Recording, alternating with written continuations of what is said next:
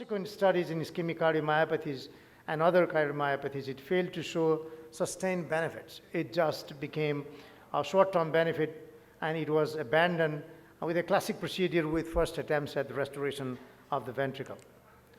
Now there comes it largely Midwest, Minnesota, and those groups did, Wisconsin did a lot of those studies and did a lot of research on this dynamic cardiomyoplasty. It's good to know the principle, at least, today, to understand how these things work and what makes it fail, if not what makes it, work well. This pedicle latissimus dorsi was, transposed to chest and wrapped around the ventricles, and they were paced to train and make it respond faster. This is skeletal muscles do not have the rate of response the way the myocardium has. They need to be trained with electrical impulses.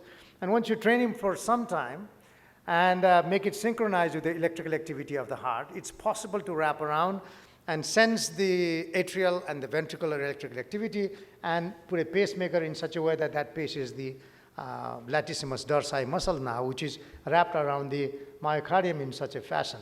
Interestingly, it worked. There were a lot of research, a lot of publication in the past. And initially, there was significant hopes given. Well, now we don't do that much of this because there are a lot of other better options that are available. But this is a very important historical development in the past, which were practiced in a lot of centers. And a lot of patients were referred to Midwest from a lot of places, didn't last too much. And there were a number of prospective randomized trials, comparison with basic medical treatment. It didn't do that well. The results were not dramatic, and it was terminated due to poor recruitment, and there was a number of patients that could recruit were low, and there's no survival benefit after a year of surgery.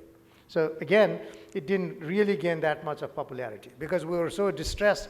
People were, having no choices. So a lot of other things were tried. Core cap, commercially available, this kind of net that was put around the ventricle. What it did was didn't allow the ventricle to dilate too much. And again, if it didn't dilate, then the efficiency of contraction would improve. There were a lot of 300 patients with such a device who were a CORN trial. Again, there was improved quality of life, but survival didn't really change. LV dilatation was controlled. It didn't dilate further. And ejection fraction systolic volume improved, and LV sphericity index improved. And there was no survival benefit. So again, it did gain some popularity because there was some benefit, but didn't last too long. This was Mayo device. Again, it's fancy stuff trying to reduce the size of the ventricle. Didn't do much. It's not in wide use now.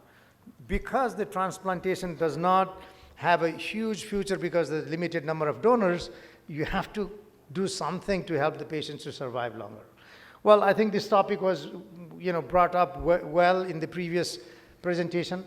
Revascularization in cardiac failure, except that in ischemic cardiomyopathy, this surgical ventricular restoration is a debatable thing that you heard, and there are proponents and opponents about this technique. But clearly, there is a benefit if there is a localized aneurysm and scar. Significant aneurysm with a dyskinetic segment. I think resecting those segments and putting with, even if a non-contractile segment of a patch helps because the size reduces, the dyskinesia improves. So I think there is an important value for that technique in ischemic cardiomyopathy. Well, then comes a huge topic of LV assist devices. I'm going to be short. I think the time is up now. But it's very huge topic. We have not been able to bring into Nepal largely because of the cost issues. You can have three ways to use it. Bridge to recovery in acute heart failure. As I said before, there are other technologies you can use. Bridge to transplant and destination therapy. End-stage heart failure, you don't get donor. Then you can actually put in assist devices that I'm going to show you some of the things, pictures, and actually leave the patient alone in terms of not replacing the heart, but they can be functional, they can live longer. There are a lot of problems with this. There are a lot of technologies that can control this assist devices, pulsatile, electric, pneumatic, and different technologies. They can be totally implantable or paracorporeal or percutaneous. So all of these technologies are evolving largely because no one solution is great. That's why there are a number of options coming up. This is, in general, the way it works. You probably have seen this is now totally implantable ones available, so they can last longer, and you can wait longer for transplant if that's available. Mortality 5 to 10 years to 30 days, bleeding issues, infection, RV failure, thromboembolisms are these common issues that are left with these LVADs. Results, the number of trials that show that there is a promising result, at least as a bridge to transplant. I think this is still widely used. Again, expensive. Some are total artificial that can actually give a patient, more lives and have a reasonable quality of life. Well, to summarize these are the treatment options in heart failure. Ischemia, as we dealt with, surgical ventricular restoration is still controversial, but in aneurysmal tissue it still works.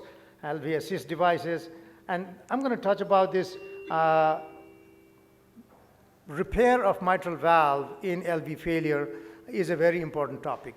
And I think Steve Bowling and colleagues from Ann Arbor showed that with less than 5% mortality, even in dilated hearts, if you repair the valve, put a good size, undersized ring, it tends to reverse remodel the ventricle, and the quality of life improves and the survival improves. I think mitral valve repair, we've done a number of those in isolated heart failure with no demonstrative valvular pathology or secondary regurg. I think its mortality was higher than regular, but the quality of life is better. I'm not going to touch about this. Roshan eloquently presented about this. With this, many technologies have come in place because there is no one good solution to surgical treatment of heart failure. I think basic medical therapy is still the mainstay of treatment, and some technologies are available but expensive. Heart transplant in Nepal is still a legal issue. I think we're sorting this out. Hopefully we can see that in the near future. With this, I thank the Cardiac Society and the executive team for letting me present this and giving me this opportunity. Thank you very much. Thank you, Dr. Bhagwan. Excellent presentation. Dr. Sujeev, yes, your question? Bhagwan. You spoke about this CARCAP treatment. In that, I think a mesh is enclosing the heart. Wouldn't that create a constrictive or restrictive physiology? Absolutely, absolutely. That's the logical next question you would ask, and that's exactly why it didn't fly long. There is a restriction. So basically what you do is reduce the size of the heart, increasing the systolic efficiency, at the same time restrict the filling. So there is a fine balance to strike. If you constrict it too much, then you actually may make the case worse. So that's a good question. I have another question, sir. A little different from what you presented. Our day-to-day practice, we see a lot of patients with severe mitral regurgitation with ejection fraction around 20%, slightly more, slightly less. And it's very confusing whether to take them post-surgery or not, and what are the factors to look for if we are going to take them post-surgery. I would just like to have your view for some other... No, I could not put them in. I did not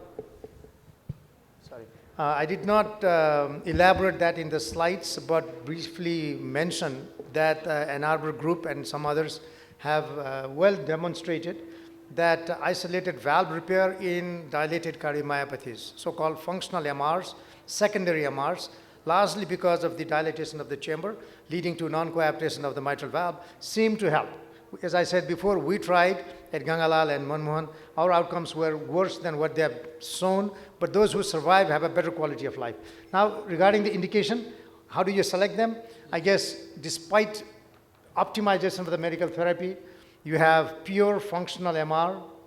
I'm not sure how low an ejection fraction you can undertake.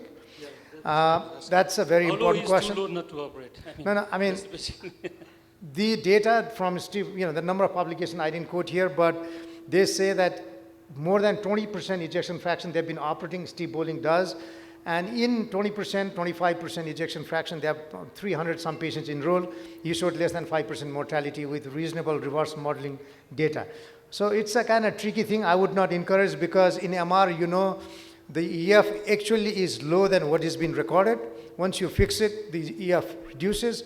But the fundamental thing is, if you protect the myocardium well, float the ventricle, and give the competency of the valve, the effective ejection fraction improves because the forward flow, effective forward flow improves. So I think the functional outcome probably changes. That's my take from that. And a lot of people still do that. I'm hesitating to take anybody who is less than 30% in pure MRs. I would not take them, but world has shown, so it's a controversial thing, how low you can go in terms of ejection fraction. Thank you. Thank you, Any- Dr. Koirala. Any input from Professor Carlos No, regarding yeah, time on that. Thank you.